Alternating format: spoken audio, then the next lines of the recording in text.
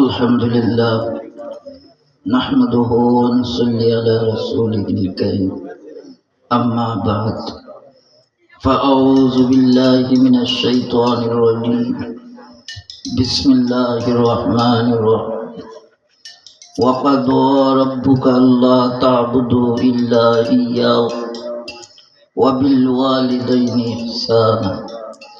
إما يبلغن عندك الكبر أحدهما أو كلاهما فلا تقل لهما أف ولا تنهرهما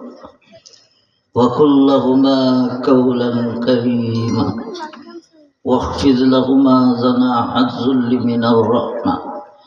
وقل رب ارحمهما كما ربياني صغيرا عن أبي أمامة رضي الله تعالى عنه أن رجلا قال يا رسول الله ما حق الوالدين على ولدهما قال هما جناتك ونارك إن الله وملائكته يصلون على النبي يا أيها الذين آمنوا صلوا عليه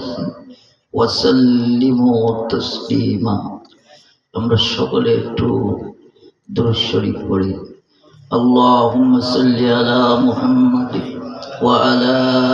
آل محمد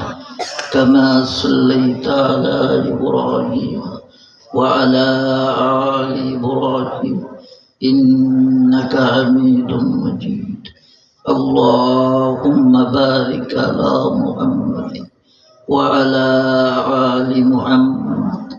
كما باركت على إبراهيم وعلى آل إبراهيم إنك حميد مجيد تذكر لا إله إلا الله لا إله